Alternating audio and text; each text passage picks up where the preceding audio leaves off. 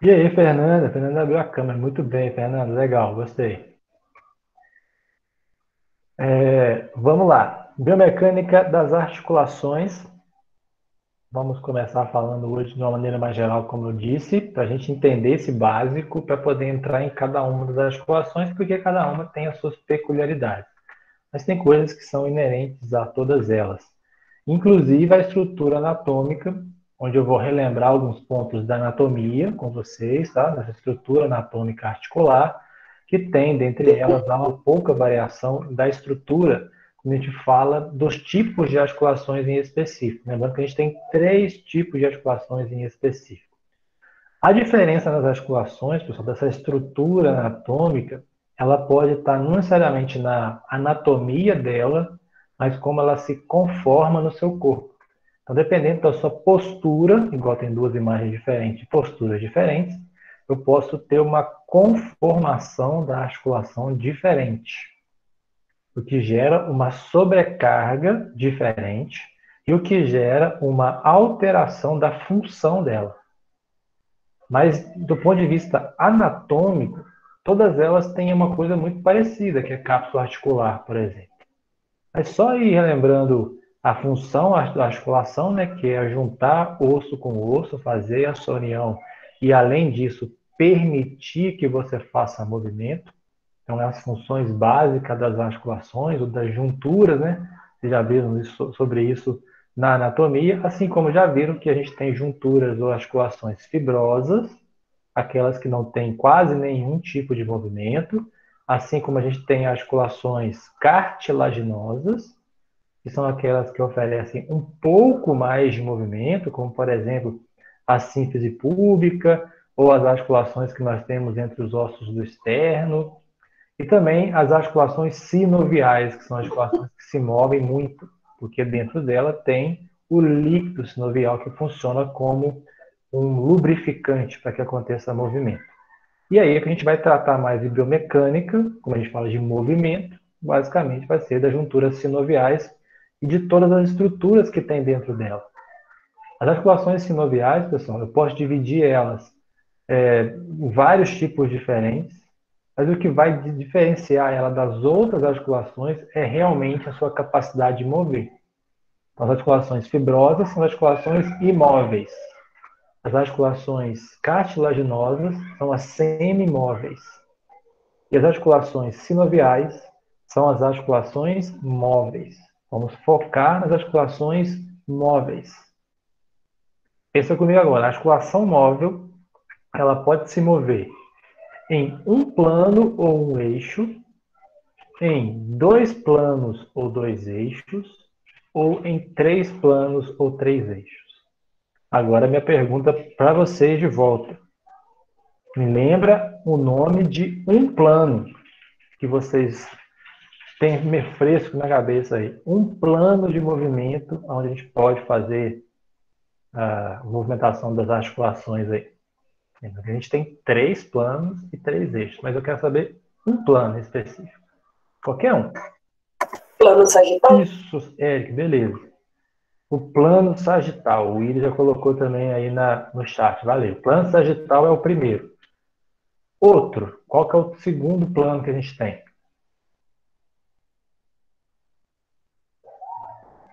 Plano coronal ou frontal, isso mesmo, Gisele. Beleza. Então, plano sagital, plano coronal ou frontal, que é a mesma coisa, e o terceiro plano é o plano.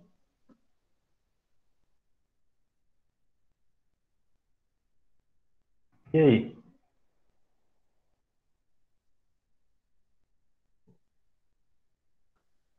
Faltando só um, hein?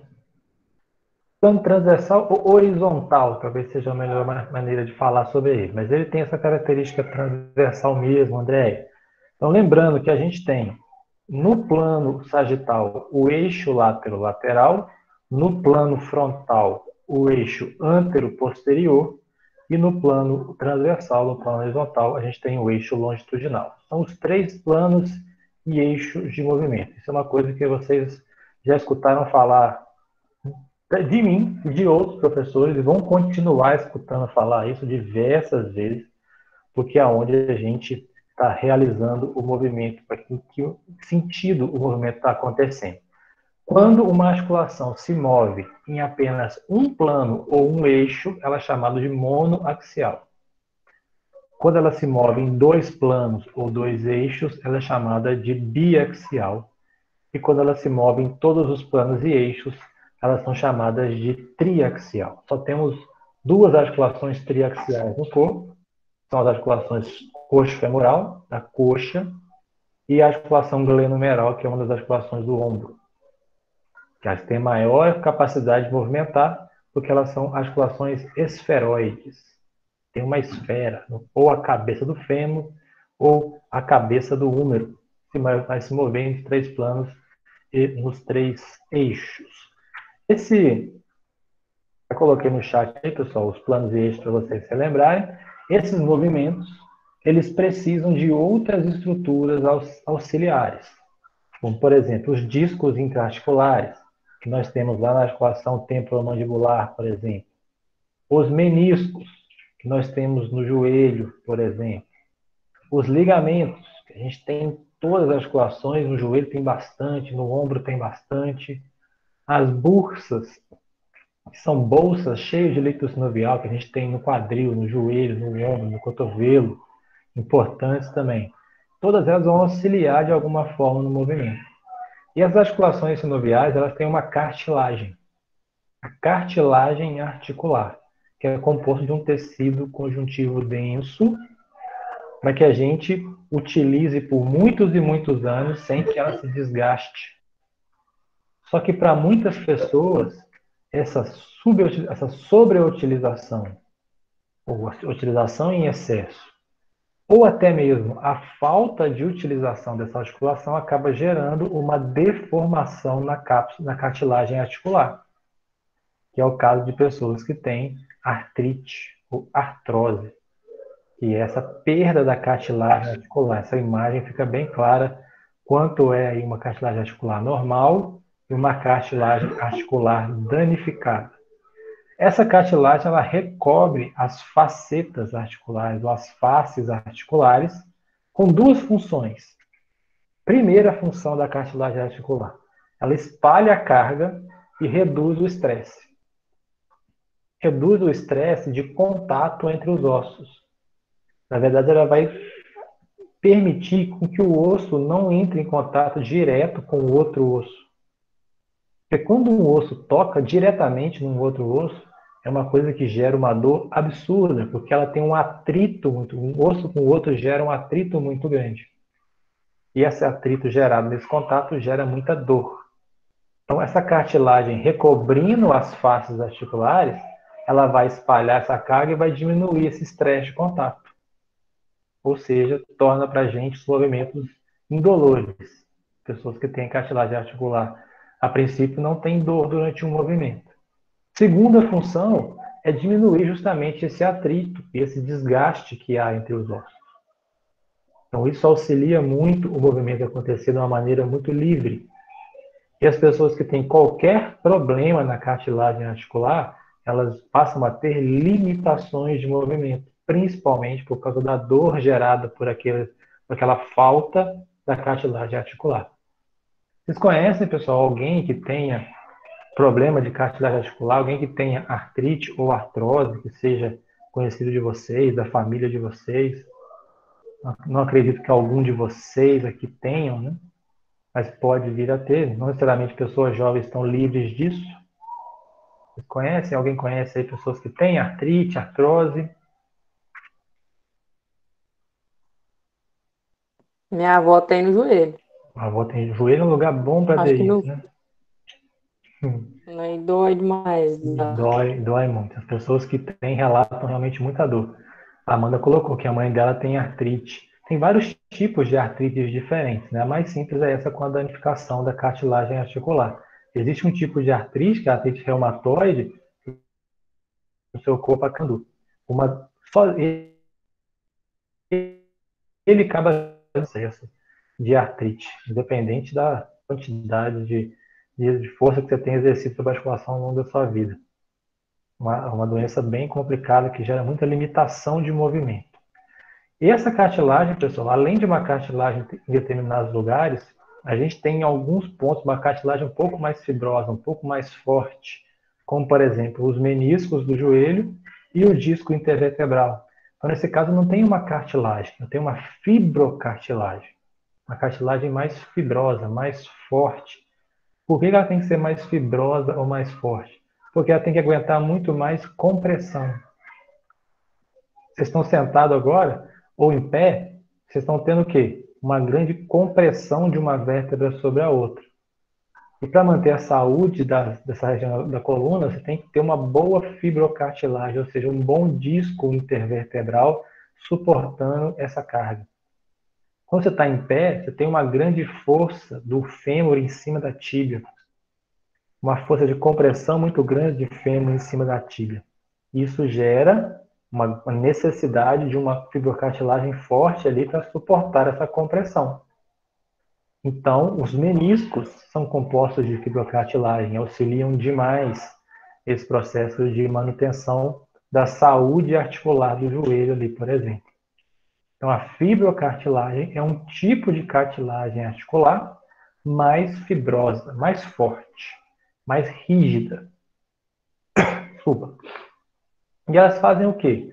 Além de distribuir a carga, igual fazem a cartilagem articular, e além de gerar uma diminuição da absorção, aumento da absorção de choque e a diminuição do contato, como também faz uma cápsula articular, ela também ajuda a encaixar melhor os ossos, ela também ajuda a lubrificar essas regiões, e ela ajuda muito a limitar a translação, quer dizer, movimento. Volto com vocês na primeira aula de cinesiologia que a gente teve. Eu disse que o corpo faz basicamente dois tipos de movimento: a translação e a rotação. Então, o meu corpo vai fazer quando faz uma flexão, por exemplo, ele está gerando um processo de translação dos ossos com alguns movimentos de rotação da articulação. São basicamente esses dois movimentos que acontecem em lugares diferentes. No caso das fibrocartilagens, elas vão evitar a translação. Como assim evitar a translação? Evitar, por exemplo, que o fêmur vá para frente e a tíbia vá para trás. Porque se o fêmur for para frente e a tíbia para trás, você vai ter uma desconexão dos ossos da sua perna. Desconectar quer dizer o quê? Desligar. Nesse caso aqui, é o quebrar mesmo. É o romper. E aí, a fibrocartilagem evita que isso aconteça, ou diminui a chance disso acontecer. Então, são coisas importantes, funções importantes dessa fibrocartilagem.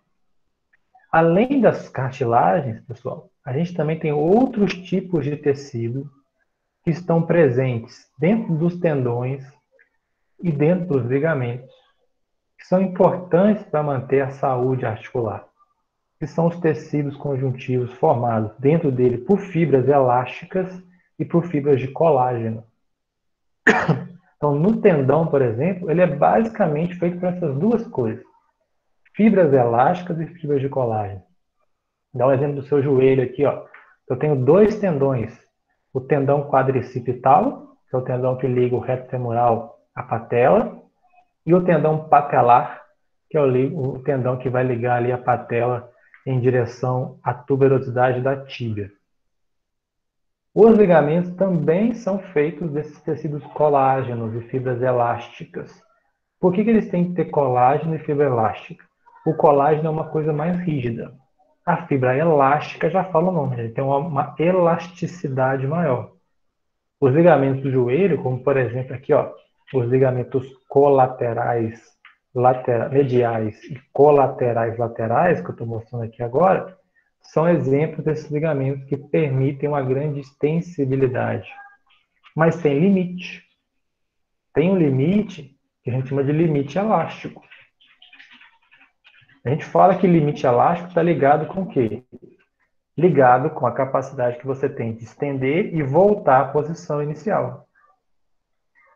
Tem um outro tipo de limite que há deformação e não há o retorno para a posição inicial. Vocês lembram o nome desse limite, pessoal? A gente conversou sobre isso já. Tem o limite elástico que vai e retorna. Mas tem o limite que vai e não volta. Vocês lembram desse limite?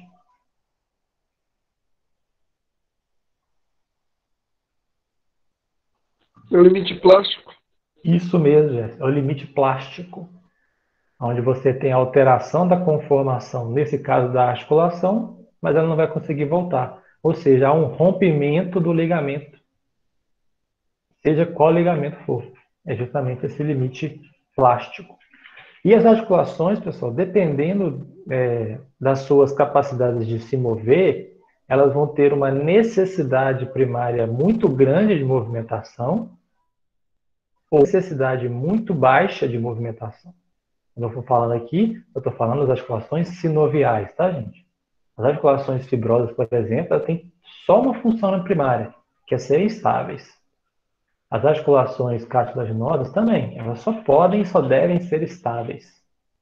Agora, as articulações sinoviais, elas podem ser ou mais estáveis ou mais móveis. E essas necessidades primárias, elas dependem de quê? Da quantidade de movimentação que essa articulação faz. Então, nessa imagem, dá para mostrar para vocês aí, tudo que está circundado desse rosa aí, desse vermelho mais claro, são articulações que têm maior necessidade de mobilidade, quer dizer, elas se movem mais. Assim como eu tenho aquelas articulações circundadas de amarelo, né, que tem uma necessidade de mais estabilidade, ou seja, elas se movem menos. Vamos passar por cada uma delas aqui, para a gente lembrar, a gente conhecer o nome de algumas delas e relembrar o nome de algumas outras também. Muitos desses nomes a gente já viu na disciplina de anatomia. Então, vou puxar essa figura da mobilidade e estabilidade diretamente para o nosso quadro mágico ali, a gente, deixa eu copiar essa imagem aqui e jogar lá no meu quadro mágico. Vou mostrar o meu quadro para vocês, vocês vão lembrar junto comigo aí qual o nome das articulações. O primeiro ponto importante de hoje aqui é relembrar nome de articulação. E vocês vão perceber o seguinte, que há uma sobreposição ou alteração dessa necessidade primária de acordo com o local que uma articulação está presente. Então, eu vou diminuir aqui agora, para ficar visível para todo mundo. Deixa eu voltar aqui, diminuir um pouquinho essa imagem aqui, vai ficar melhor. Beleza, todo mundo vendo aí o esqueleto escrito mobilidade e estabilidade? Sim. Beleza. Vou começar do pé e vou em direção à cabeça, passando pelos membros, tá? Primeira articulação que a gente pode falar no pé, por exemplo. No seu pé, a gente tem a conexão entre os ossos do tarso e os dedos do pé. Então, essas articulações, por exemplo, que ligam as intertársicas, não, desculpa, as tarso-metatársicas, que vão mover os dedos do pé, vocês acham que essa articulação ela tem uma capacidade mais móvel ou mais estável? Olha o dedo do seu pé, ele se move bastante ou ele se move pouco? O que vocês acham?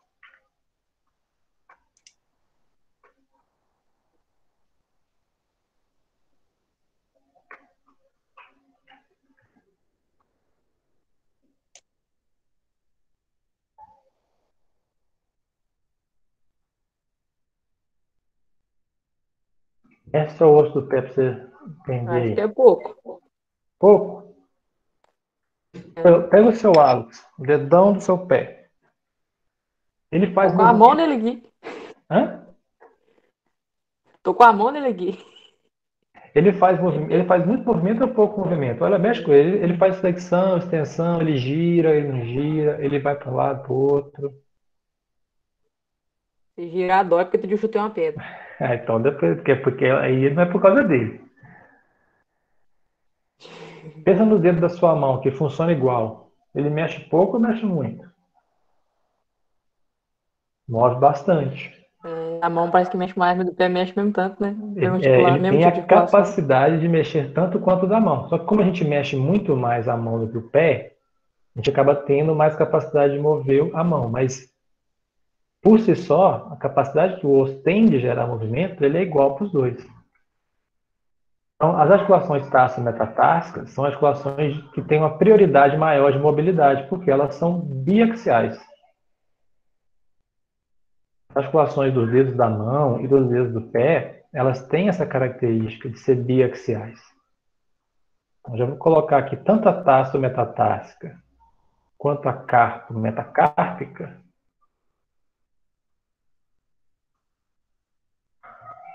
São articulações que têm necessidade primária de mobilidade.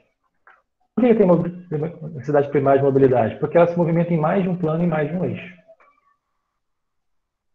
Aí eu vou colocar todas as articulações de mobilidade de preto aqui, e a de estabilidade eu vou colocar de vermelho. Aí no seu pé eu tenho articulações entre os ossos do tarso, e tem uma articulação que fica entre o talos e o navicular, que são ossos que a gente tem no pé. Essa articulação que fica entre o talos e o navicular é chamada de subtalar. A subtalar, ela move pouco. Se você pegar o seu pé, os ossos do seu pé, eles não movem muito. Eles têm que ser estáveis. Por que eles têm que ser estáveis? Para manter o seu equilíbrio, a estabilidade do seu pé. Então, a subtalar, ela tem uma necessidade primária de estabilidade. Porque ela se move muito pouco. Assim como as articulações entre os ossos do carpo, as intercárpicas, também têm necessidade de estabilidade. Vamos colocar aqui intercárpicas. Agora, né?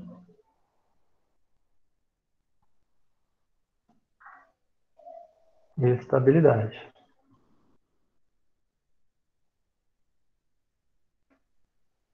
Aí quando eu venho para cá, vocês podem perceber aqui no tornozelo, eu tenho uma marcação de vermelho, quer dizer, essa articulação tem característica de mobilidade. Quem lembra o nome dessa articulação que eu tenho no tornozelo? Se for a mesma que eu errei na prova, é colocrural. Isso, é essa mesmo que você errou na prova. Nunca mais você Se eu esqueceu, erro, né, não Fernando? esqueço, não.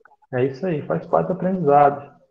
A talocrural, ou tibiotársica, é uma articulação que se move muito, é a articulação do seu tornozelo. Você pode ver o seu tornozelo, ele faz dorsiflexão, plantiflexão, ele faz a inversão e a eversão, que são movimentos de adução e abdução, né? Então ele se move em mais de um plano e mais de um eixo, ele tem uma característica primária de mobilidade. Assim como as articulações do seu punho. Tanto a ulnar cárpica quanto a radial cárpica. Então, vou colocar aqui as articulações do punho, são duas, né, para dar uma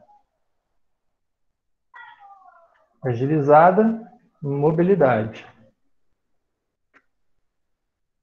E aqui no joelho, pessoal?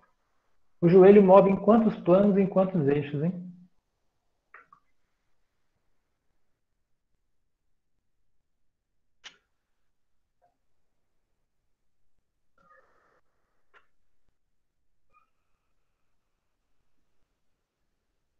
O que o joelho faz, hein?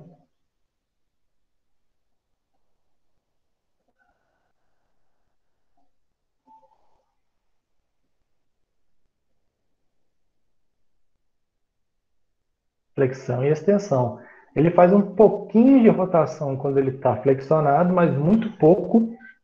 Tanto é que os ligamentos evitam que isso aconteça, mas a mais forte é a flexão e extensão. É uma articulação do tipo gínglimo, ou seja, faz movimento só em um plano e um eixo.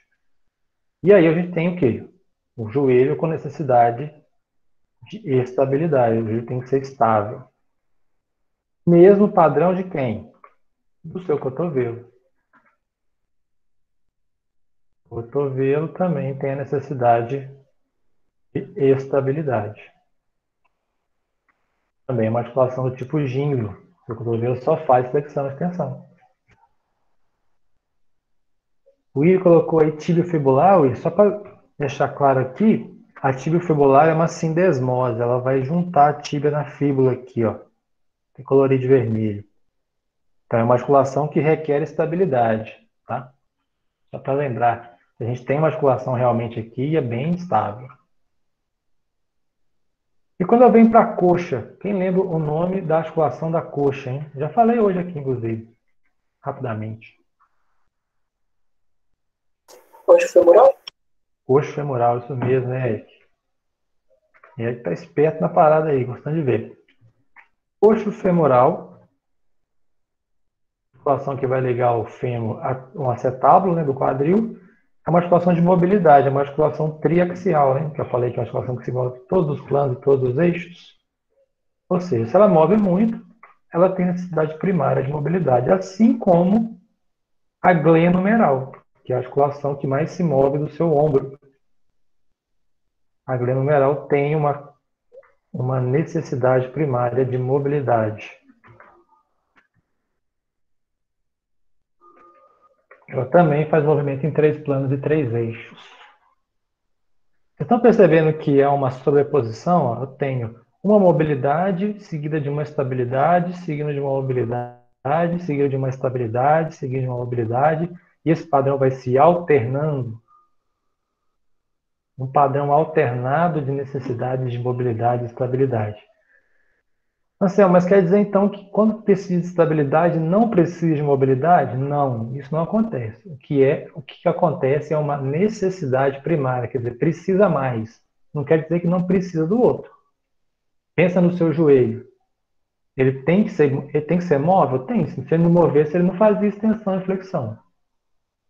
Mas ele tem que ser móvel naquele plano dele específico. É por isso que ele tem que ter uma estabilidade, para ele se manter naquele plano funcionando normalmente.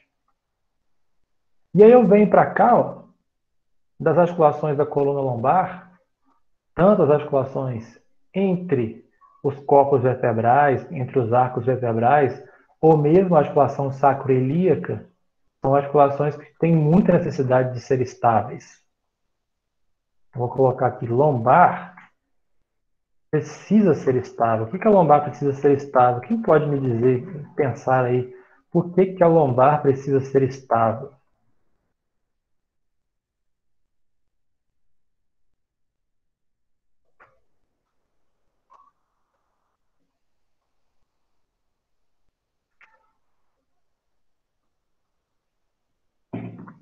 Você já imaginou o osso do seu quadril desligando da coluna?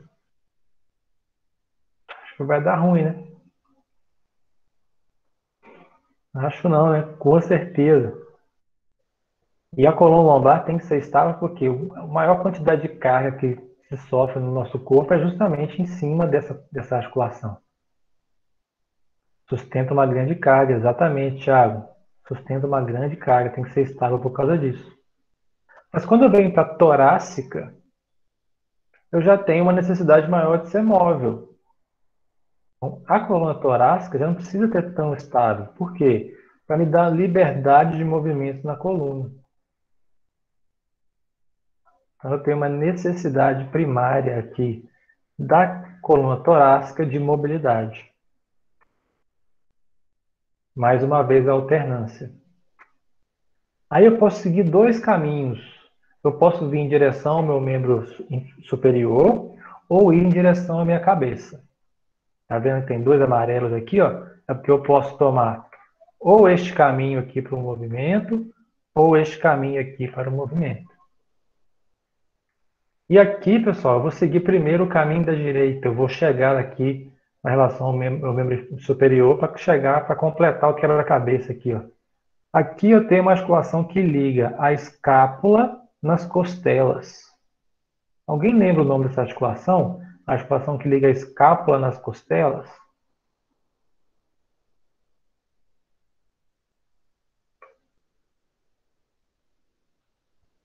E a gente já sabe que ele tem uma necessidade primária de estabilidade, pela alternância. Quem lembra o nome?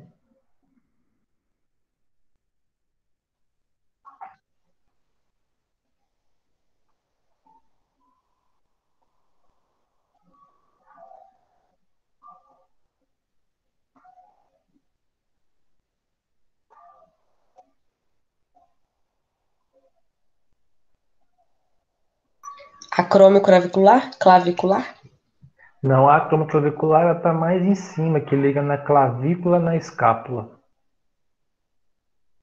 O acrômio é a região mais superior da escápula, aqui no seu ombro. Ponto mais alto do ombro. Aqui é quando a escápula se liga diretamente na costela.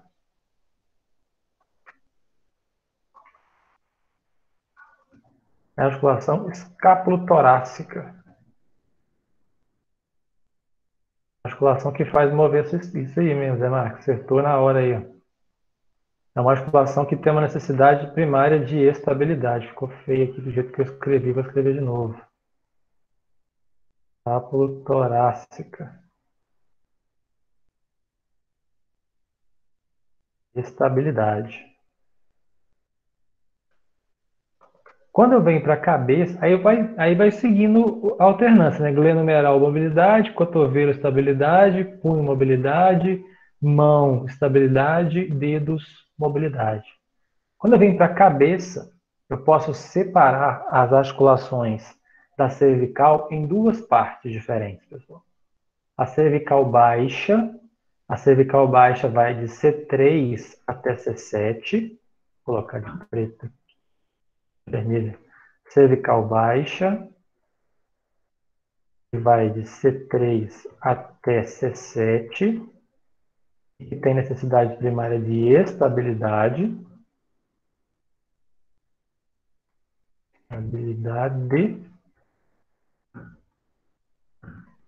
E a cervical alta.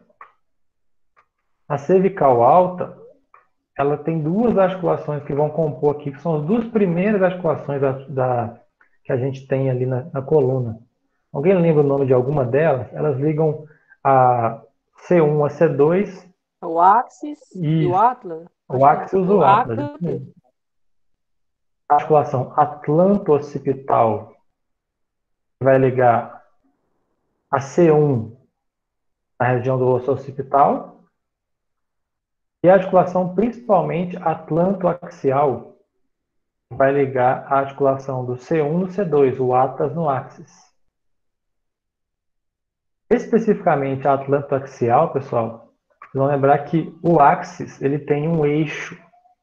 Ele tem na conformação da vértebra tem um pontinho para cima. Esse eixo permite que a gente rode a cabeça. Ou seja, ela tem uma necessidade primária ali de mobilidade. A cervical alta, ou a atlantoaxial, principalmente ali, ela tem essa necessidade básica de mobilidade, para mover a cabeça. E a cervical baixa, como eu falei anteriormente, ela está ligada com a estabilidade. Então, mostrando aí como a gente tem uma alternância de padrões de acordo com as articulações que a gente tem. Deu para entender essa alternância, pessoal?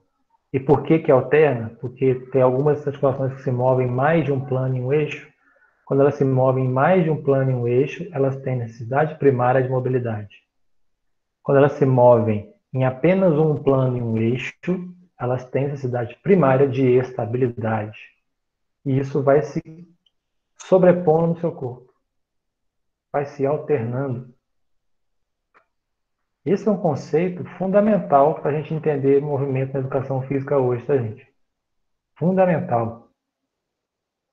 Você pode conversar com qualquer pessoa que trabalha com educação física e com movimento hoje, ela vai saber te explicar isso que eu estou te explicando aqui agora, ou pelo menos deveria saber.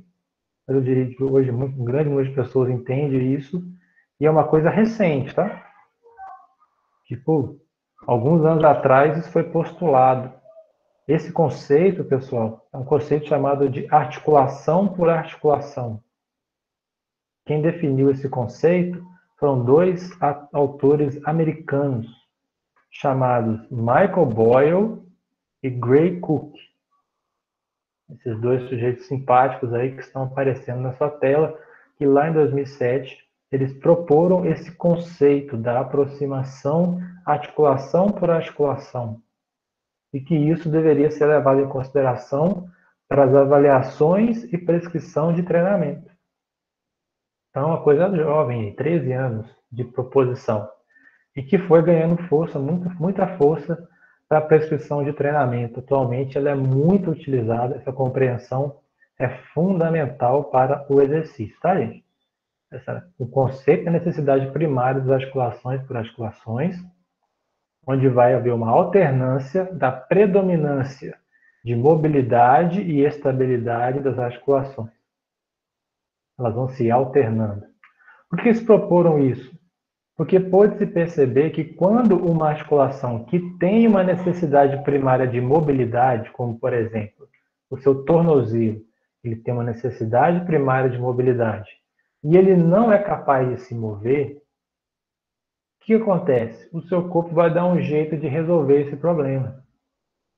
Como assim meu tornozelo não é capaz de mover? Você pede para a pessoa fazer uma dorsiflexão e mal mexe o pé. Quase não mexe o pé, quase nada.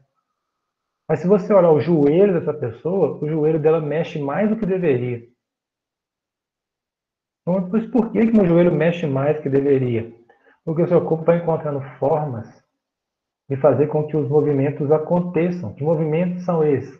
Movimentos do dia a dia. Movimento de subir escada, descer escada, levantar da cadeira, levantar da cama, levantar do sofá, sair do quadro da sala para a cozinha, da cozinha para o banheiro, ir para a rua, voltar. O seu corpo vai arrumando formas de fazer movimento.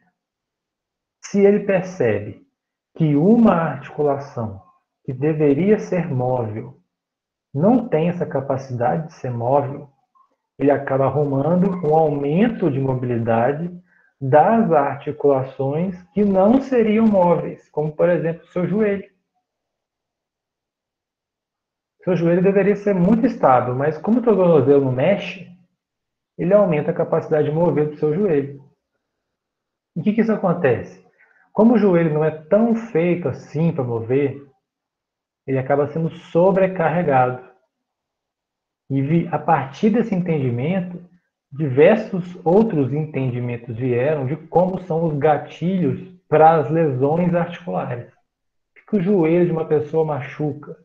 O joelho da pessoa machuca porque ele se move mais do que deveria. Por que ele move mais do que deveria? Porque o quadril dela que deveria mover não está movendo direito. Ou o tornozelo dela que deveria mover não está movendo direito. Acaba gerando um excesso de movimentação de alguém que não deveria mover. Isso gera incômodo primeiro, dor em seguida, que é causado por uma disfunção, que pode ser uma lesão em algum momento. Uma pessoa que tem uma postura ruim, sabe que a pessoa toda corcunda? Essa pessoa que é corcunda, você olha para a torácica dela, a torácica devia mover, porque a torácica tem necessidade primária de mobilidade. Só que uma pessoa corcunda, ela não consegue mover a torácica. A torácica ela é rígida naquela posição corcunda. O que você acha que acontece com o pescoço dela?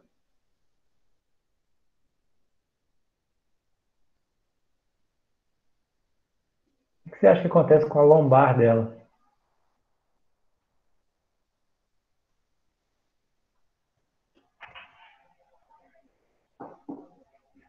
Tem ideia? A pessoa é corcunda e não consegue mover a torácica, ou seja, perdeu a capacidade de mobilidade. O que você acha que acontece com a cervical baixa dela e com a lombar dela? Elas vão mover mais do que o necessário. E isso vai gerar o quê? Disfunção. Então, a pessoa que é corcunda, você pode perceber que o pescoço dela sempre tem uma alteração na postura. Ele joga o pescoço para frente, ele tem grande movimentação do pescoço. Se você pedir para ele girar a cabeça, ele vai girar até mais do que normalmente se faria, por causa dessa compensação.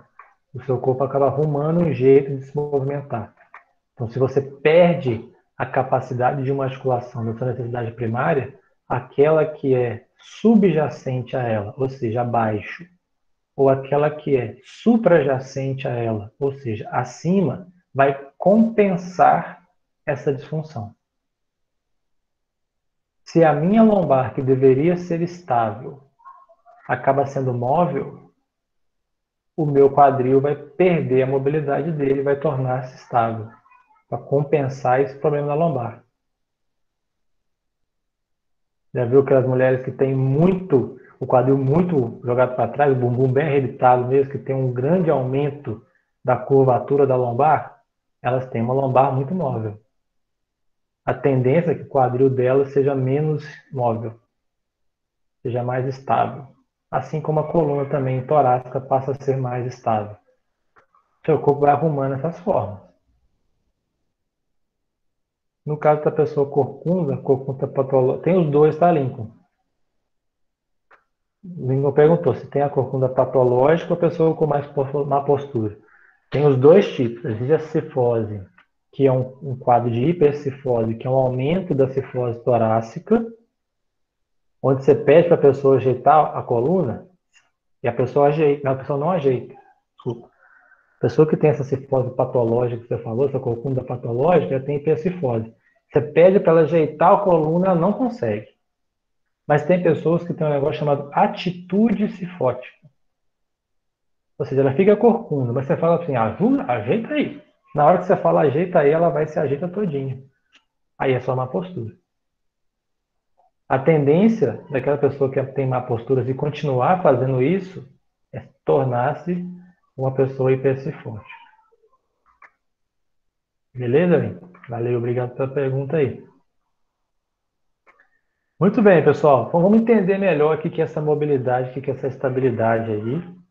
Porque, como eu falei, isso é um conceito fundamental para entender movimento. Como vocês querem se tornar profissionais do movimento, recomendo você puxar ainda mais a sua orelha aí para os lados para escutar melhor. Aumenta o volume aí do seu celular, aumenta o volume do seu computador, pega o seu caderno, se você não está com ele ainda, levanta da cama se você está deitado e anota isso que eu vou falar. Tá? Primeiro, o que é estabilidade? Que essa estabilidade que o joelho tem que ter, essa estabilidade que a escápula tem que ter, o que é isso? Estabilidade, pessoal, é uma capacidade que a gente tem de resistir a um deslocamento anormal do osso. Então, olha só esses movimentos que essa mulher está fazendo ao agachar aí. Quando a gente agacha, a gente deveria manter um alinhamento bonitinho das articulações, o joelho alinhado com o quadril, alinhado com o pé. Se eu perco esse alinhamento, eu perco a estabilidade. Ou seja, há um deslocamento anormal. Se eu mantenho o alinhamento, eu evito o deslocamento anormal. Então é a capacidade que a gente tem de um controle artrocinemático e osteocinemático ao longo de toda a amplitude de movimento fisiológica. Olha o conceito importante aí também passando na sua tela, artrocinemático e osteocinemático. Daqui a pouco eu explico melhor mais sobre isso. Mas primeiro eu quero explicar o que influencia a estabilidade. O que faz uma pessoa ter mais estabilidade ou menos estabilidade nas articulações? Primeiro, o formato da superfície que o osso articula. E segundo, olha que importante, os ligamentos e os músculos que dão suporte àquela articulação. Então, primeiro, o formato da superfície. No nosso corpo, pessoal, as nossas articulações sinoviais, elas têm muita relação com a lei côncavo-convexo. O que é a lei côncavo-convexo?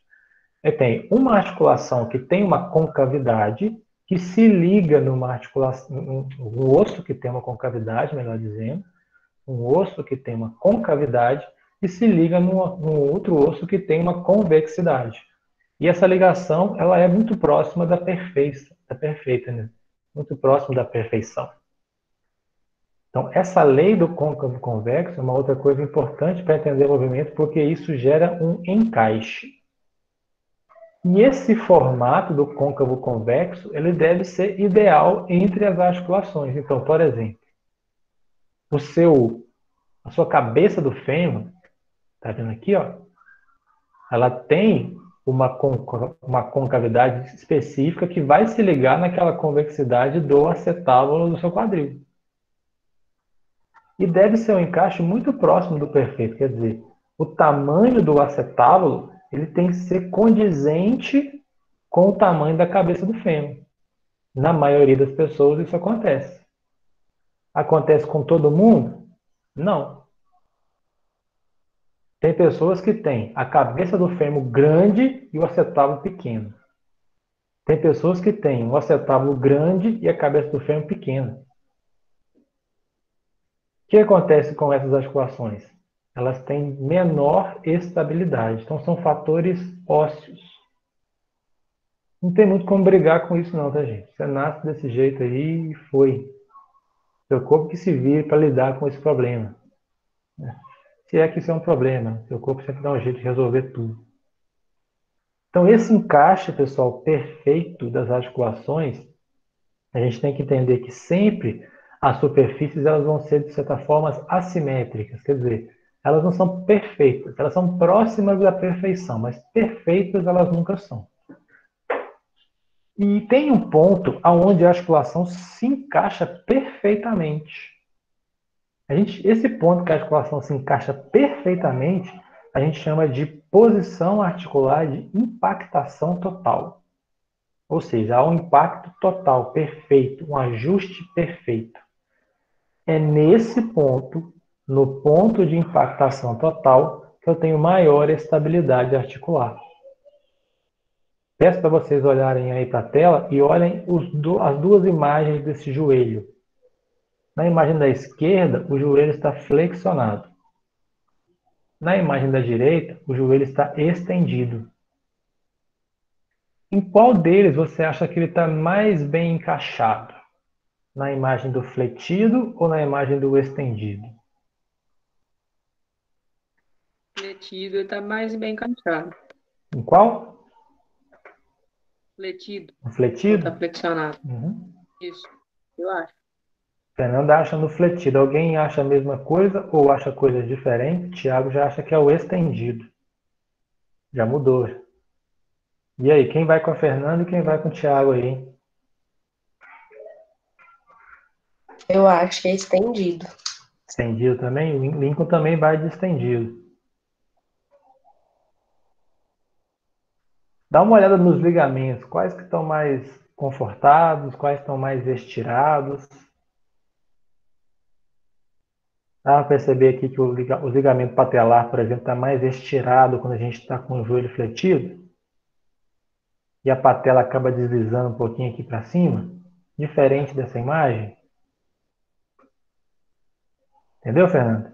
Então, por eu ter esse estiramento, já tem uma coisa assim, pô, tem que ter uma força ali diferente daquela articulação para manter esse ajuste. Então, talvez não seja o ponto de melhor contato. Comparação do outro lado, eu tenho. Então, eu tenho, pessoal, o ponto de impactação total, o ponto onde eu tenho esse encaixe perfeito. E quando ele não está encaixado perfeito, eu tenho a posição de impactação parcial. Agora, pensa comigo durante o movimento do joelho. Eu fico mais tempo durante o movimento nesta posição encaixadinho ou mais tempo na posição fora do encaixe perfeito? Durante o movimento. Você passa mais tempo com ele encaixado perfeitamente ou com ele encaixado parcialmente?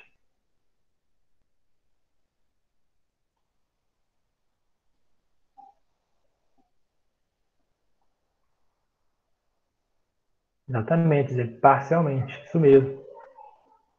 Mandou bem aí, Carol, Eric e Lincoln. Então passa maior tempo daquele movimento em encaixe parcial. Isso exige o quê? Exige que eu tenha uma boa estabilidade para manter os ligamentos íntegros, para manter os tendões íntegros, a atividade do músculo normal, para que os ossos não se desencaixem ali. E no ponto de impactação parcial, eu tenho diminuição desse contato. Como eu falei, no joelho, quando eu estou com o joelho estendido, eu estou no ponto de impactação total, ou seja, melhor encaixe. Isso vale para o punho e, por exemplo, para as suas mãos também. Quando você está com as mãos abertas, assim, estendidas, é o ponto que elas se encaixam melhor. Mas se eu for para o seu pé, estou aqui no seu tornozelo agora, talo crural, movimento de flexão plantar, movimento de dorsiflexão, e aqui no meio o tornozelo em neutro, nem flexionado e nem estendido. Qual desses pontos você acha que ele está em maior impactação? Flexão plantar, neutro ou dorsiflexão?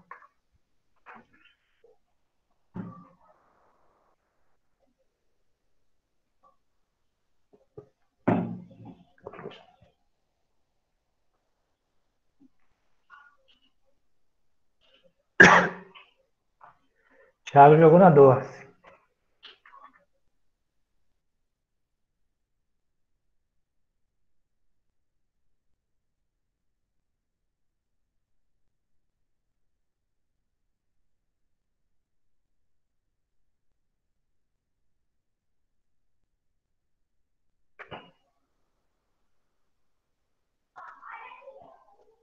Plantar, plantar, dorsiflexão. Dizer acha que é na flexão plantar.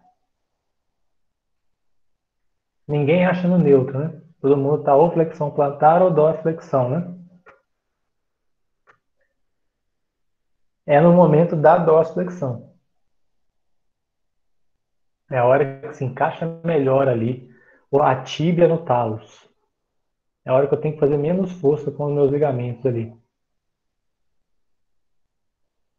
Dá para perceber que na flexão plantar há uma alteração total aqui de como é que a articulação se move, ou como é que ela fica estável, na verdade, não como ela se move, né?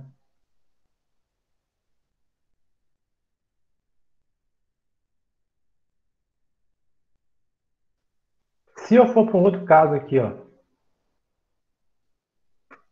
articulação do ombro, glenomeral, aquela que se move pra caramba. Essa articulação, vocês acham que eu tenho que fazer um pouquinho de movimento, muito movimento, ou nada de movimento para ela estar totalmente encaixada?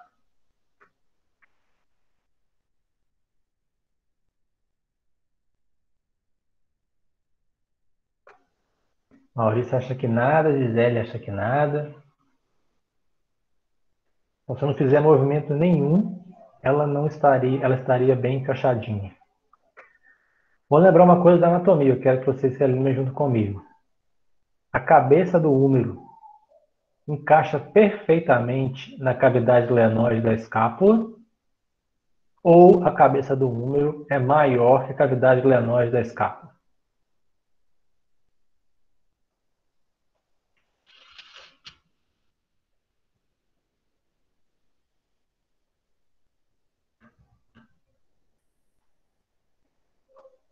Quem lembra aí? A cabeça do húmero é maior que a cavidade glenoide da escápula. Na imagem aí dá para vocês terem uma ideia. Maior, exatamente. A cabeça do número é maior. Isso, a cabeça do húmero, inclusive, é muito maior. Isso, exatamente, Jeff. Ela é muito maior que a cavidade glenoide da escápula. Olha na imagem aí, ó, você vai perceber quanto que a cabeça do húmero é maior que a cavidade glenoide da escápula. Quando você não está movendo nada, a sua glenomeral, ela está mais ou menos no encaixe como esse daqui, ó. Está um pedacinho dela na cavidade glenoide e o resto está fora. Mas, quando você faz um pouquinho de movimento, uma ligeira inclinação para trás, uma ligeira inclinação para trás do seu ombro, você tem ela um encaixe melhor, quer dizer, uma parte maior da cabeça do húmero se encaixa na cavidade glenoide. É uma movimentação em extensão. Vou pedir para vocês, olha, vou tirar a tela aqui, ó, para vocês olharem para a minha tela, para ficar mais fácil para vocês verem. Vou tirar meu fone.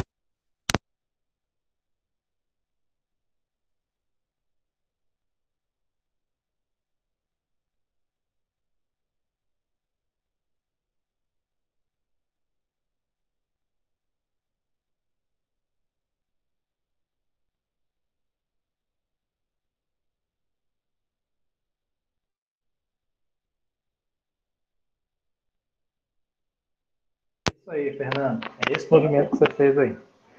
É uma ligeira inclinação para trás. Nesse momento, quando eu jogo um pouquinho para trás. Mas eu estudo estalo. Acontece, estalos acontecem. Estalos é um movimento onde há um desencaixe parcial ali das articulações. E aí gera esse estalido, barulhinho. Então, você joga um pouquinho para trás do ombro, maior parte da cabeça do úmero se conecta na glenoide, então tem um ponto de impactação total.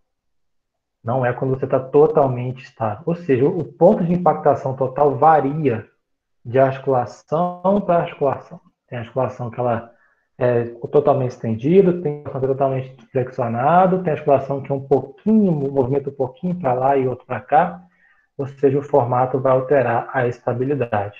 Mas o fato é o seguinte, pessoal, se você diminui a estabilidade articular, a chance é maior de você ter uma lesão.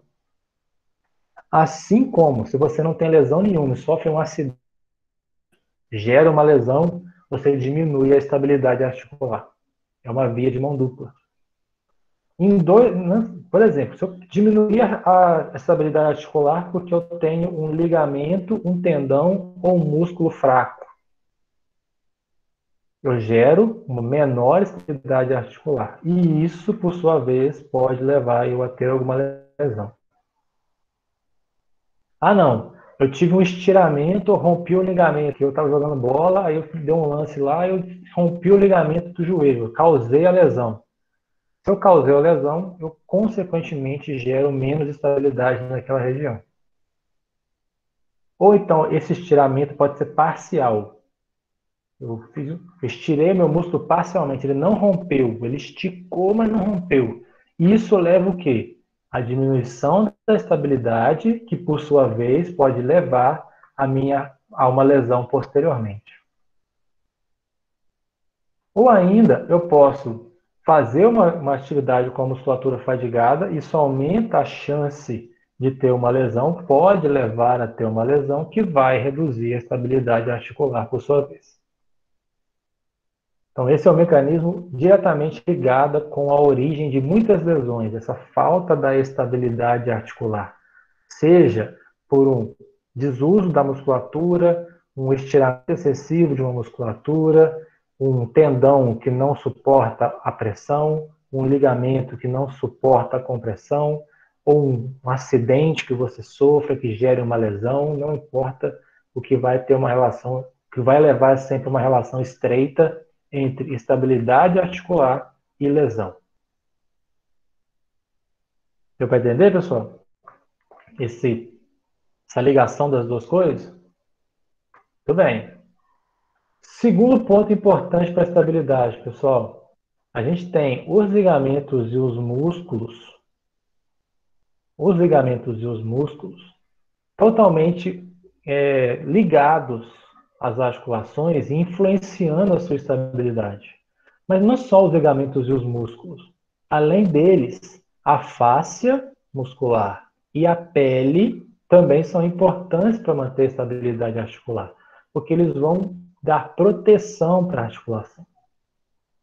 Estou mostrando para vocês nessa imagem um exemplo da articulação, da fáscia muscular, por exemplo, que vai estar conectada no seu corpo, onde vai passar por diversas regiões.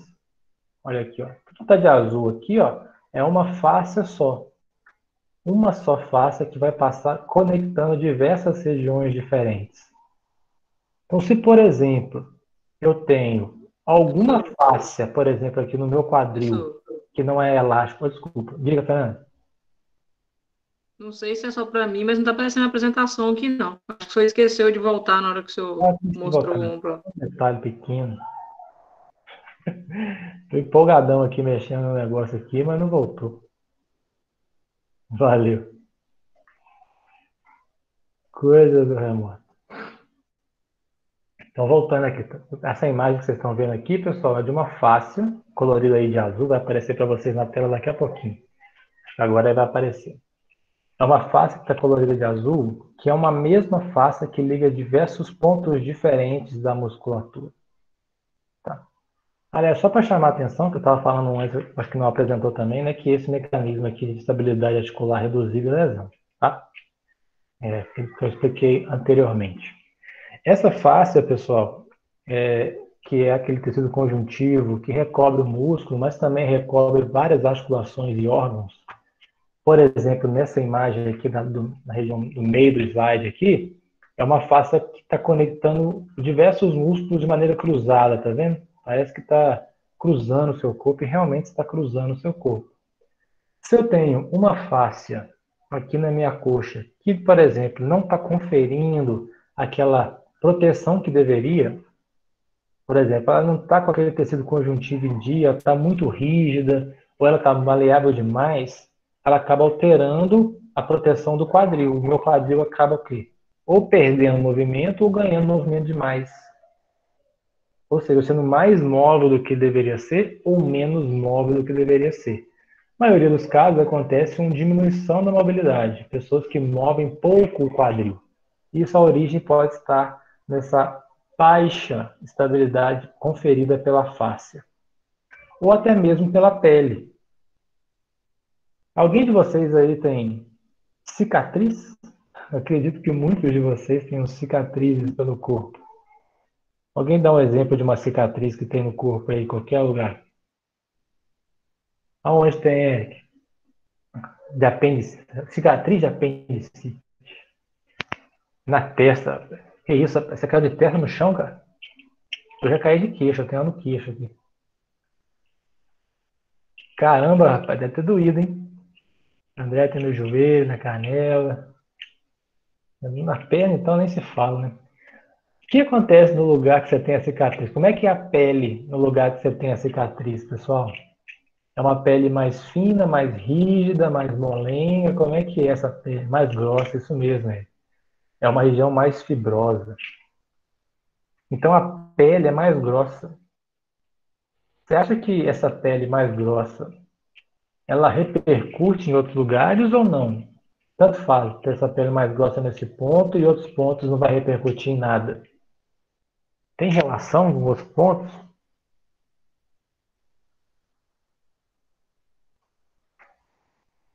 Acha que não? Vou voltar para minha tela aqui para vocês verem uma coisa.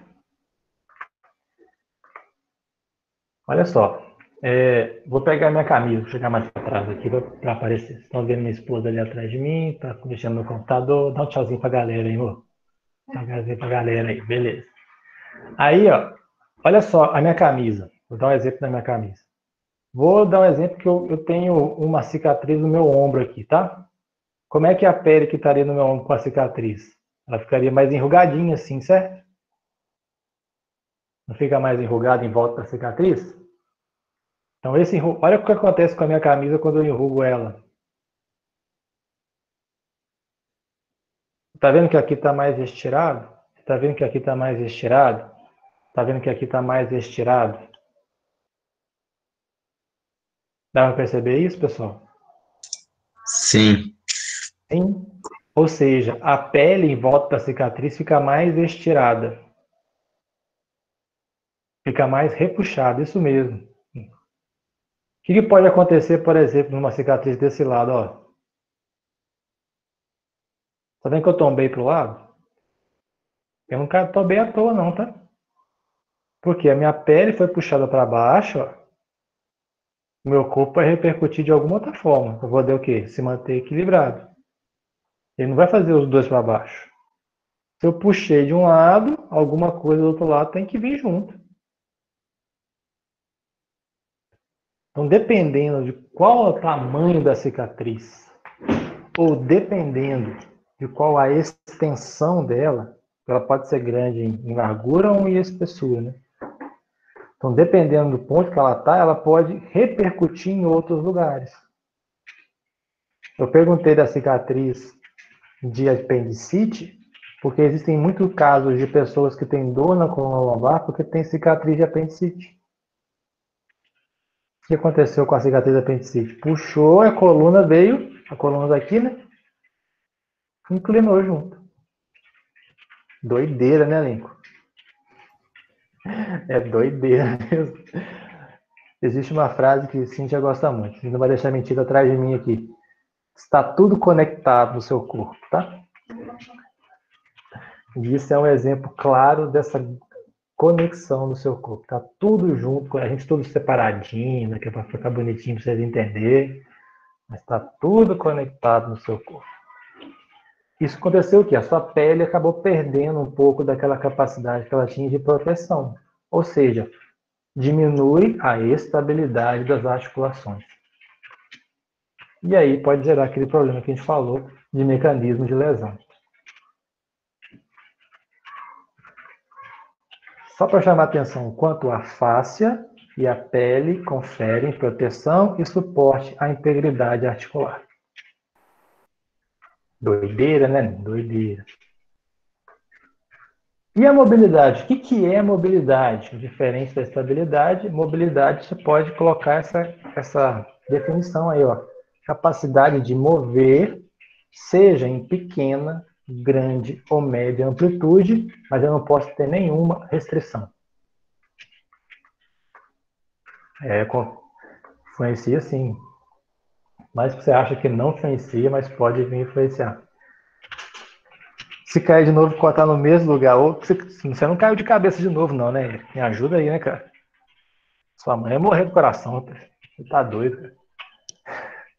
Se a cicatriz aumentar, diminui a estabilidade mais um pouquinho, né? Então, olha só, pessoal, mobilidade, a gente pode até diferir da flexibilidade, falando que a mobilidade está mais ligada à capacidade da articulação de se mover e a flexibilidade está mais ligada com os tecidos moles, né? Então, o músculo em aumentar e diminuir de tamanho, mas, na verdade, elas são interdependentes, tá? Uma articulação com pouca mobilidade gera uma flexibilidade menor. E um músculo menos flexível, quer dizer, muito rígido, diminui a mobilidade da articulação. Então, a gente treina tudo junto, tá? Não tem como eu treinar a mobilidade articular sem trabalhar a flexibilidade de um músculo e vice-versa. Mas lembre que a mobilidade é essa capacidade que eu tenho de gerar movimento de qualquer amplitude, sem restrição nenhuma. E essa mobilidade pode ser osteo ou artrocinemática. A osteocinemática, ela tem relação com movimentos de grande amplitude dos ossos. Ósteo. A cinemática, vocês lembram, né? O que é cinemática, pessoal? Eu não vou falar que é cinemática, não. Eu acho que vocês vão conseguir lembrar. O que relaciona-se à cinemática?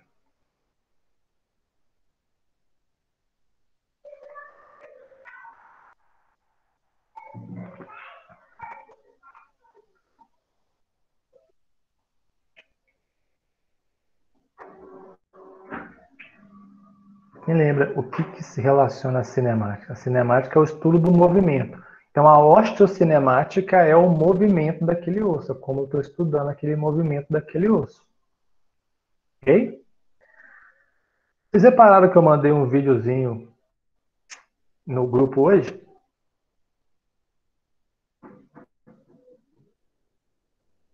Ou só agora que eu mandei o link, vocês foram ver? Você conseguiu ver, link? Alguém viu o vídeo que eu mandei?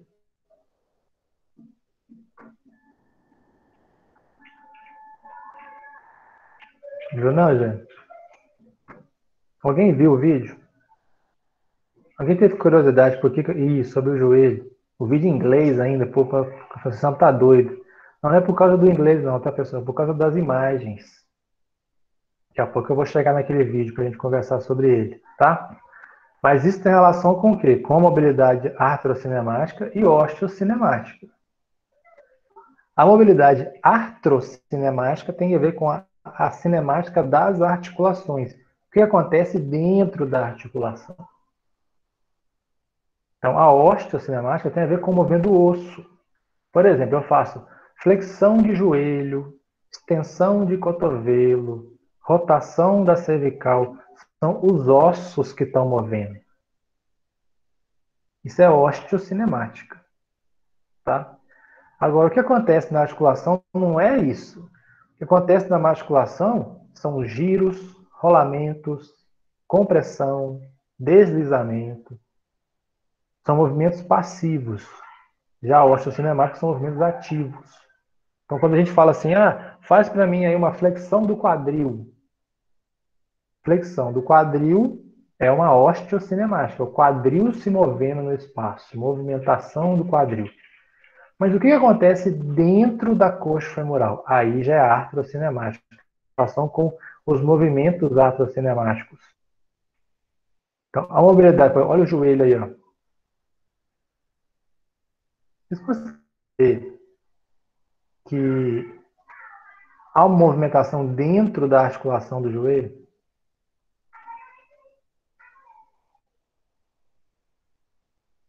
que movimento que vocês estão vendo que está acontecendo aí da articulação, dentro da articulação do joelho, lá dentro? E dá para vocês verem aí.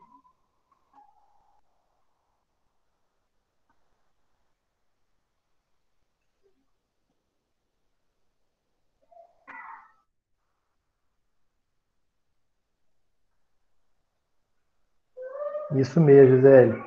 Dá para perceber que o fêmur escorrega um pouquinho para frente, no começo do movimento? Olha no começo, ó.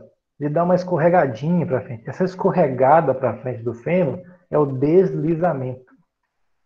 É um tipo de movimento que acontece dentro da articulação. Então, só para deixar claro, o movimento osteocinemático é flexão de joelho. Ponto. O joelho está flexionando. Mas lá dentro da articulação não é flexão que está acontecendo. Primeiro, um deslizamento. E depois de deslizar, o que acontece? O que acontece com o fêmur depois que ele desliza?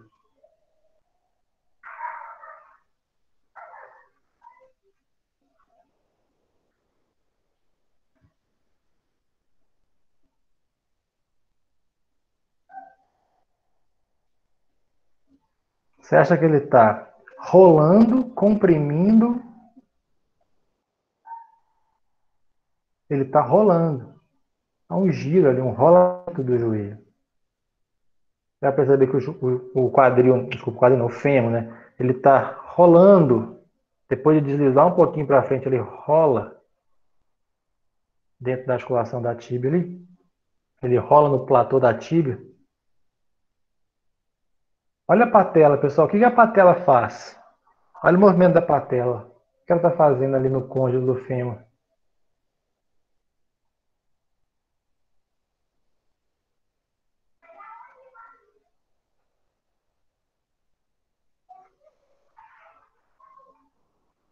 Dá para perceber que a patela está deslizando? Isso, Fernando. Ela está deslizando, ela está roçando ali no côndilo do fêmur. É um deslizamento também.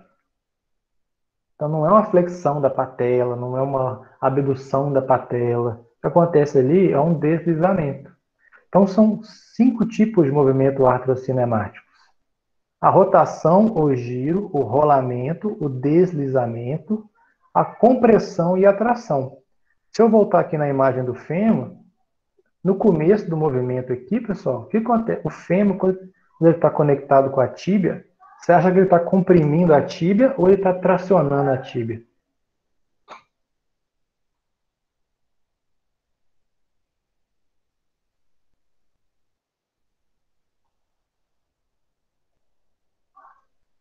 Você em pé, o seu fêmur traciona a tíbia ou comprime a tíbia?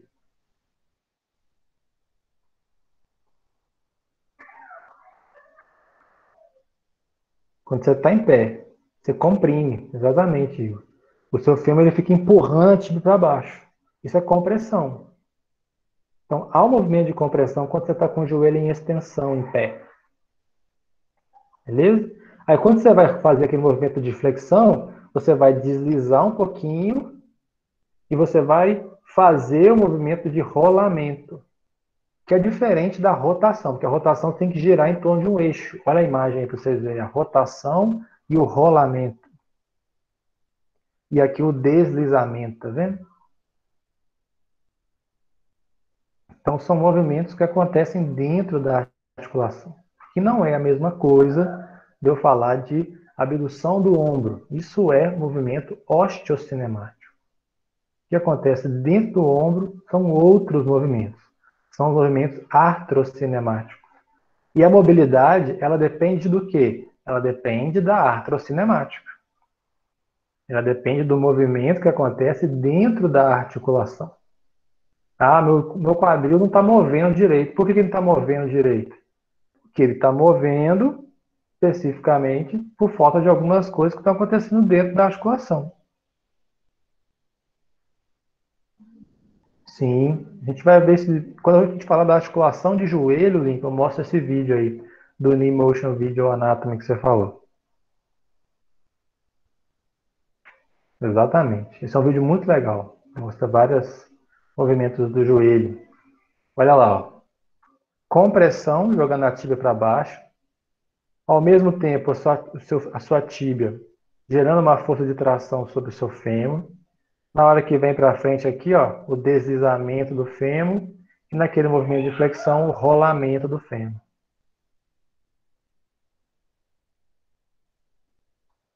Quando eu faço esse movimento aqui com o meu punho, ó, vou chegar mais para trás.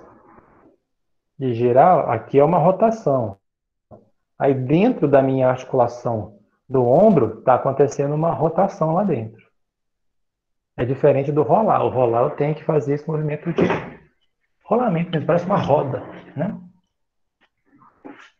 Então aqui são os movimentos artrocinemáticos e específicos. Aí voltando na imagem do joelho que a gente já tinha visto, né?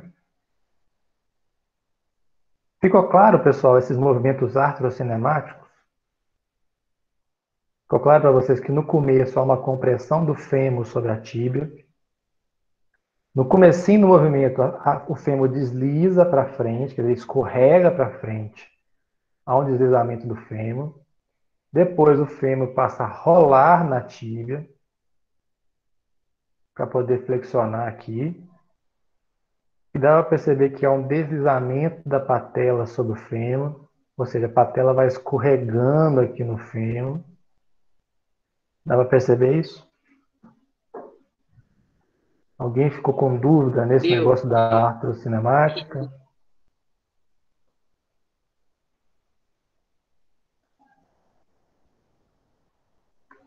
Esse é o ponto básico, tá, gente? Lógico que tem articulação, tem pessoas que têm grandes mobilidades, tem pessoas que têm pequenas mobilidades.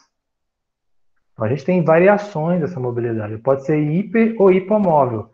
A pessoa tem uma mobilidade ruim, ela é hipomóvel.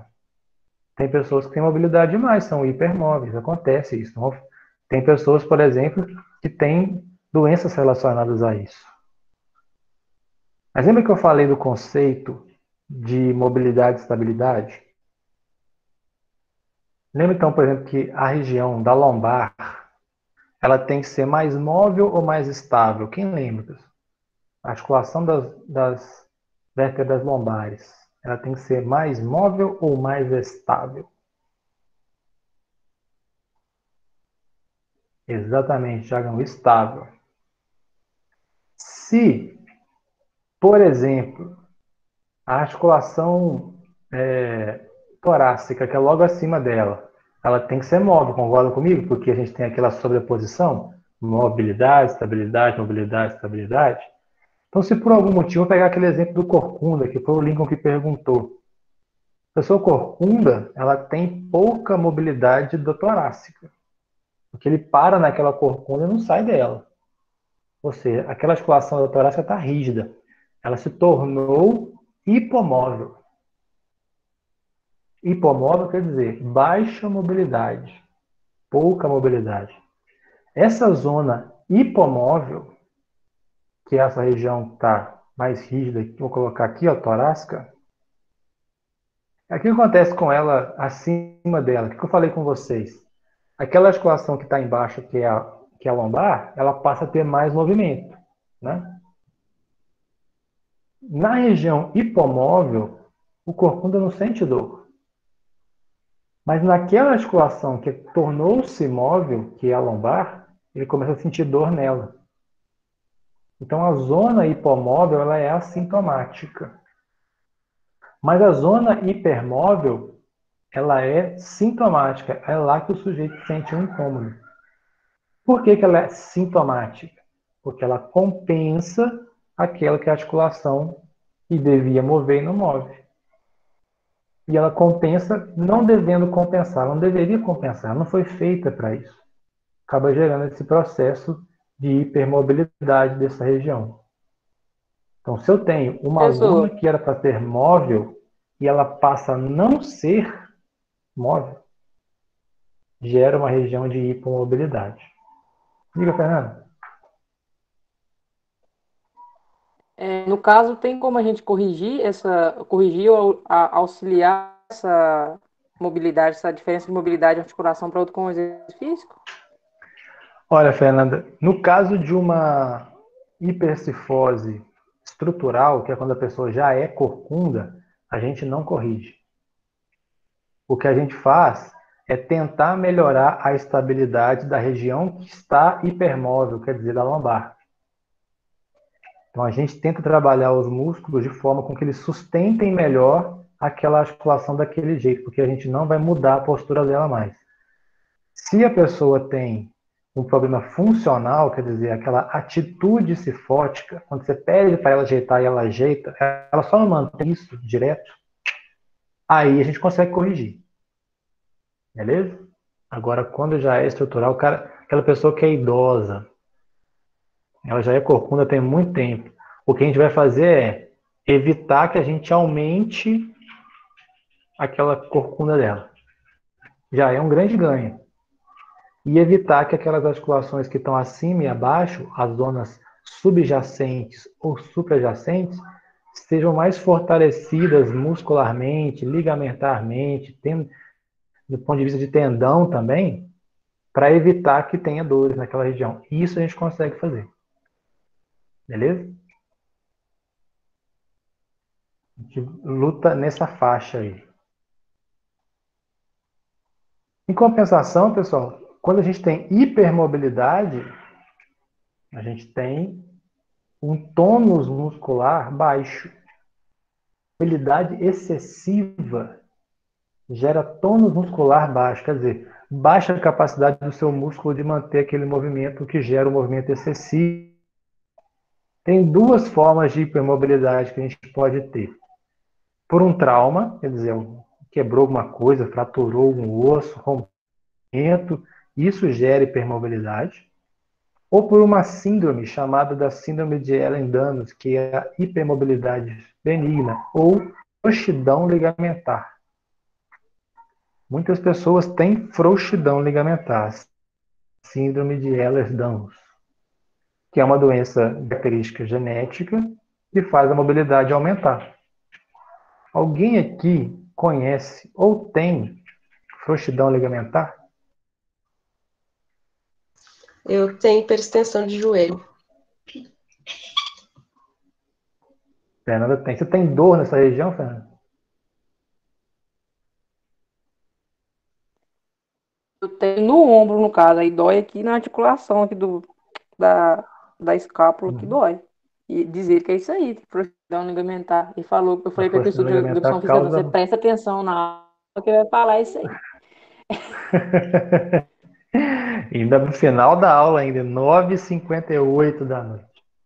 Olha só, as pessoas que têm esse problema, elas sintetizam menos colágeno. O colágeno é que dá mais rigidez à articulação. Não tem menos colágeno, a articulação fica mais frouxa.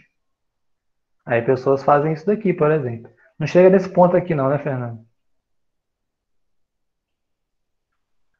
Não é pra tanto também, não. Não é para tanto também não. Existem vários tipos, vários graus de frouxidão ligamentar, né? Mas existem formas de ter um indicativo disso. O médico que vai fazer o diagnóstico, pronto, tá? Mas assim, dobrar o punho, encostar o polegar no antebraço. Testa aí, você consegue encostar seu polegar no antebraço? O meu não dá nem perto, tá vendo? Eu gosto muito desse sinal de Gorlin. Quero ver se alguém consegue fazer. O sinal de Gorlin, pessoal, é quando você põe a ponta da sua língua na ponta do seu nariz. Olha um monte de gente agora tentando colocar a língua na ponta do nariz, ó. Vê se você consegue colocar. Diga, Jefferson. Eu queria saber se, no caso de cavidade glenoide rasa, isso se considera uma frouxidão ligamentar ou não? Não, aí a cavidade glenoide... Não, cavidade glenoide rasa é só uma variação da normalidade. Isso não necessariamente gera uma frouxidão ligamentar, não, porque aí tem a ver com encaixe articular e não com ligamento, né? O que vai acontecer é que o ligamento tem que ser mais rígido ainda nesse caso, porque se ele for mais móvel, a articulação sai. Beleza? Alguém conseguiu colocar a ponta da língua na ponta do nariz? Se conseguiu, é um indicativo de Se frouxidão eu pode ligamentar. tentar aí também, que é só eu que tô aqui com a câmera ligada, pondo a língua no nariz. Pra mim não dá, não. Meu nariz é grande e mesmo assim não consigo. Tô longe. Pessoas que têm frouxidão ligamentar, elas têm mais resistência à dor, mas elas sentem dor, tá? Tem mais resistência comparado com as pessoas que não têm. E a pele delas é mais elástica. Ela puxa a pele vai bastante para frente.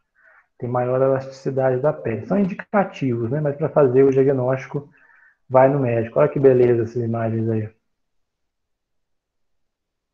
Ela encosta o polegar no antebraço. Quando faz o movimento do joelho, faz uma hiperextensão do joelho, faz hiperextensão de cotovelo. Bem característico da frouxidão ligamentar, que é mais comum em mulheres do que em homens, que é mais comum em crianças do que em adultos. É até uma fase normal do crescimento em alguns momentos, e até por isso as ginastas olímpicas são mais jovens, né, para aproveitar esse momento específico da hipermobilidade. As bailarinas têm muita essa necessidade também. E ela não tem cura, mas elas têm uma prevenção e tratamento precoce. Isso a gente pode pensar que é possível, tá? Ao mesmo tempo, essas pessoas têm mais chance de ter lesão, mais chance de ter rompimento ligamentar, mais chance de ter tendinite, mais chance de ter bursite, mais chance de ter a cartilagem articular danificada, mais problemas. Existem alguns momentos que é mais propício a isso para as pessoas, que é, por exemplo, das pessoas que eu falo, das mulheres, né? Que é no momento da gravidez. No momento da gravidez, é necessário que a mulher tenha frouxidão ligamentar. Por quê? Porque ela tem que alterar uma série de conformações articulares que vai proporcionar o encaixe do feto. Então, a articulação sacroiliaca, principalmente a síntese púbica, que é uma articulação cartilaginosa, ou seja, que não é feita para mover, ela sofre a ação de diversos hormônios, como, por exemplo, um chamado relaxina, que vai aumentar a mobilidade da síntese púbica. Ou seja, a síntese púbica vai permitir que o quadril se separe mais. É bem característico, a gente vê em mulheres grávidas o alargamento do quadril. Consequentemente, a coluna acaba se conformando de uma maneira diferente, o que vai gerar também um aumento da elasticidade das articulações intervertebrais. Então, é um processo normal, fisiológico, que deve acontecer e que assim que o feto nascer, né, assim que a criança nascer, isso tende a retornar em até 6 meses. É um processo de ativação hormonal que vai diminuindo até 6 meses pós-parto. Mas é um processo de frouxidão ligamentar que é necessário. Então, produz, por exemplo, a relaxina, aumenta o relaxamento articular, que leva a uma instabilidade articular, e muitas mulheres grávidas têm o quê? Aumento da mobilidade da síntese púbica e da sacroiliaca. Se você aumenta a mobilidade de uma articulação que não foi feita para mover, isso gera alteração daquela articulação. Gera dor. Um aumento muito maior da chance da pessoa ter dor. E é por isso que muitas mulheres grávidas têm dor lombar. Por causa desta ação da relaxina, que vai gerar alteração da conformação da síntese púbica e da sacroiliaca. Deu para entender essa relação, pessoal, entre a frouxidão ligamentar que acontece na gravidez e dores na região lombar?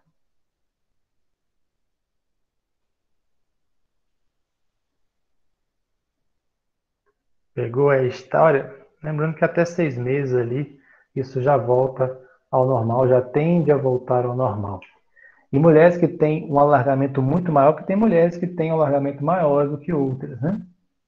Elas têm, por exemplo, chance de ter maior chance de ter parto prematuro, por causa do alargamento muito grande dessa região. A chance é maior, né? A gente pode intervir nisso? Há uma possibilidade da gente intervir melhorando o fortalecimento das musculaturas que vão recobrir as articulações sacroiliaca e da síntese púbica.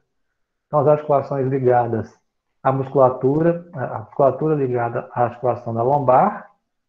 Então, eu estou falando aí de músculos abdominais profundos, músculos profundos da coluna e músculos do assoalho pélvico. Muito importante nesse momento da vida da mulher. E também evitar exercícios de alto impacto, que isso pode também gerar maiores problemas desta região. Tudo bem, pessoal? E por hoje, aqui depois da manhã eu falo, né? Continuo falando sobre as amplitudes articulares. Mas por hoje, acredito que já são 10h05, já passei do horário de vocês. Mas deu para pegar o gancho de tudo que eu gostaria de falar hoje. Alguma dúvida sobre aquilo que eu apresentei hoje aqui para vocês? Que vocês queiram compartilhar?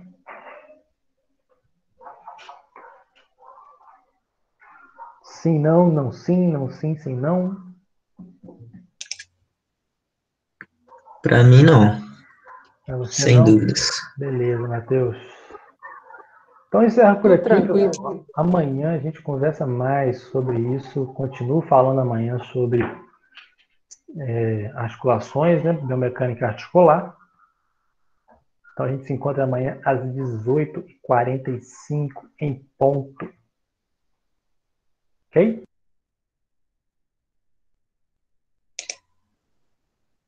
Muito bem. Boa Tchauzinho, boa noite para noite. todos. Um grande abraço. Valeu, boa noite. Quem sabe amanhã vem segue a Fernanda e também abre a câmera para a gente conversar. Tá legal. E Boa noite, Luciano. Valeu, moçada. Até mais. Boa noite para vocês.